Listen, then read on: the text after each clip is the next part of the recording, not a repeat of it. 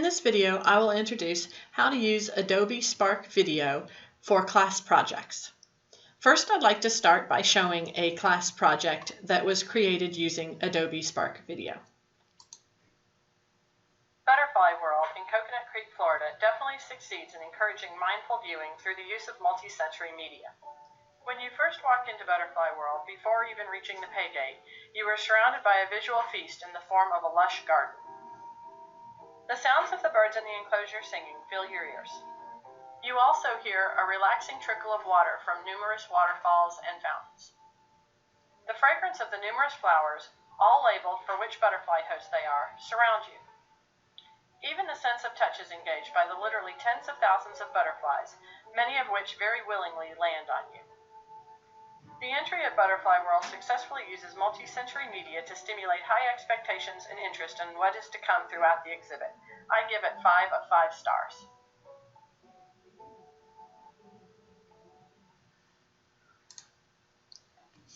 This video was very easily created using Adobe Spark. Let's see how. To use Adobe Spark, you will need to create a free Adobe login. Once you've done that, you will go to spark.adobe.com and you'll be presented with this screen.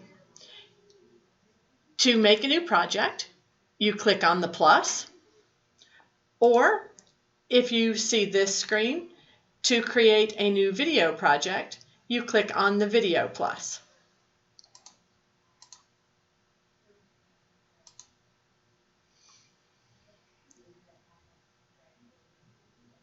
In either case, you are taken to this screen. Here, you enter a title for your story.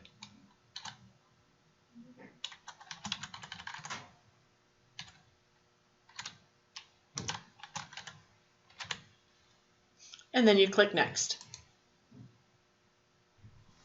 Next, you're asked to pick a template. You can read the descriptions of the templates to decide which one to pick. I picked Tell What Happened. Once you've chosen a template, you are taken to this screen. You can use the built-in slides, or if you prefer, you can click on them and delete them.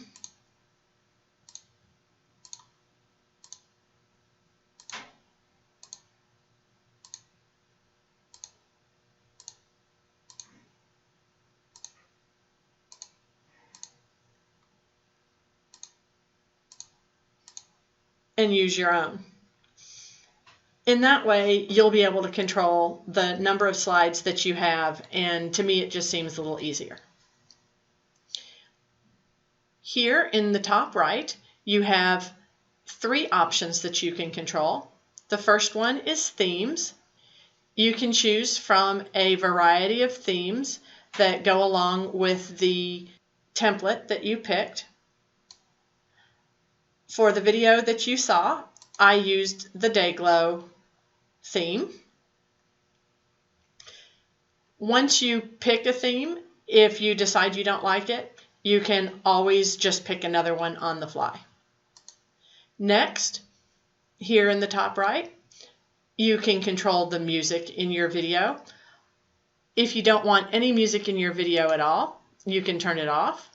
But if you do want a little background music, you can control how high the volume of it is by using this slider, and you can choose the music from this list. For the video that I created, I used Stroll in Central Park.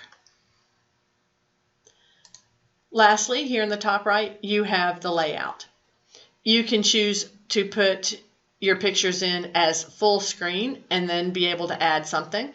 Or you can choose to add one thing, in other words, one photo, one piece of text, one icon. You can add one thing like an icon or a photo and a caption, or you can add 2 things. Those are your layout options for the free version of Adobe Spark. So I'm going to start by putting in my first slide. I'm going to leave the layout one thing. And I'm going to click here on the plus, and it shows me that I can add either a video that I took, a photo, one of the built-in icons, or text. Since I only have photos, I'm going to go ahead and add a photo. When I click on that, it gives me the option to find photos if I don't already have some, or to go to Dropbox or Google Photos to get them from the cloud, or I can upload one from my computer. So I'll upload one from my computer.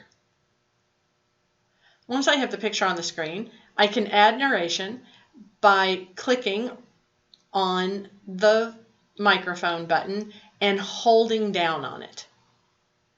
As long as I'm holding down on it, I can speak. Butterfly World in Coconut Creek, Florida definitely succeeds in encouraging mindful viewing through the use of multi-sensory media. You can see that as I record, the number of seconds for my narration is timed. Once you get to 10 seconds, it starts telling you to speed it up because it encourages you to keep each narration less than 10 seconds. It won't force you to do that, but the numbers start getting bigger and bigger, and it flashes messages to you to keep it going. If you don't like your narration, or if you mess something up, if you click over here on this little icon where it tells you how many seconds your narration was, you can remove it and start again. Butterfly World in Coconut Creek, Florida definitely succeeds in encouraging mindful viewing through the use of multisensory media.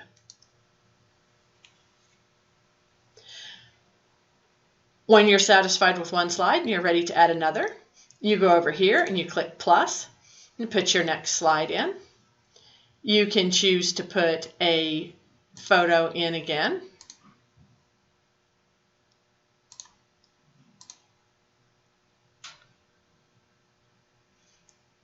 And again, you'd press and hold this to add your narration.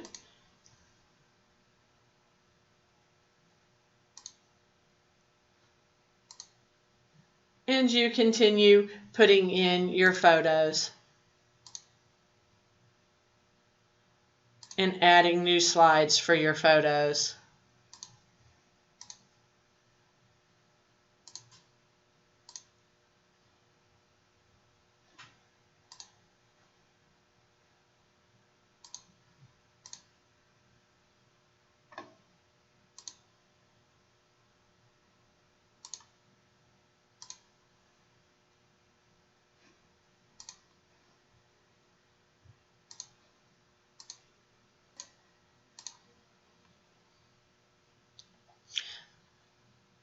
Until you have everything added.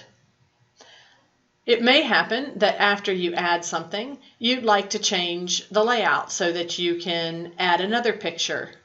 As I said, you can always change the layout of a slide on the fly.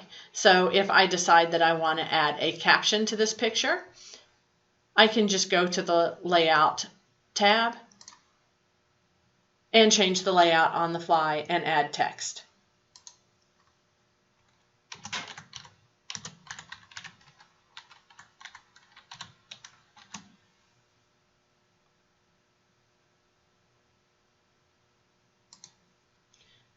Lastly, I'll show you how to add icons to your movie. I'll add a slide, and on this slide, instead of adding a photo, I will add an icon. Over here, I search for a description of the icon that I want, and it shows me options. I pick on the one that I want, and since I accidentally left this slide on the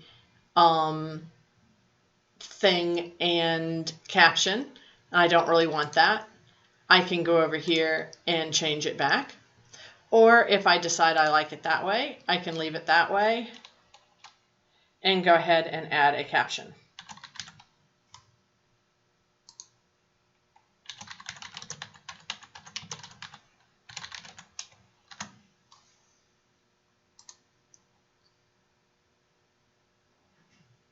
Once I'm done adding my slides and narration, I can click Preview here to watch the movie and make sure that I like it. And if I don't like anything, I can correct it by going back to the slide and either deleting the narration or deleting the picture. If I don't like the order that I've put something in, I can always drag and drop without having to delete and recreate things. Once I have everything the way I want it, I'll go to Share, and it takes me to this screen. I confirm the title, and I'm required to pick a category for my movie. I usually pick education since I'm doing this for a school. I can add a subtitle if I want to. I can decide whether I want my name to show up. And then under More Options, since I added an icon, you see the credit for the creation of that icon right here, and I can add my own personal credits.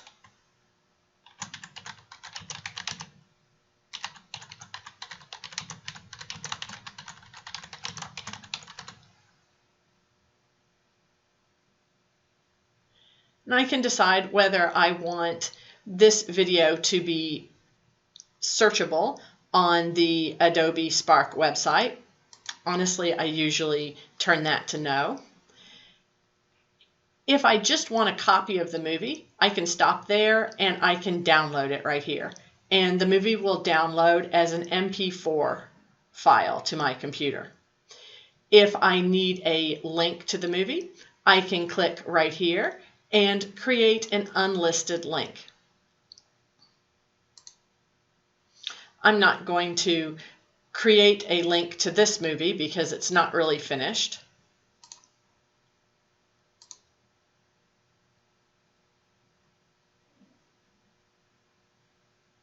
I'll go back to the one that I actually finished and show you what you get when you share it. When you share your video, you can still download it, but then you also get a shareable link that you can put into a website. You can share to Facebook, to Twitter, you can email the link, and you also get an embed code. So that's how you create an Adobe Spark video.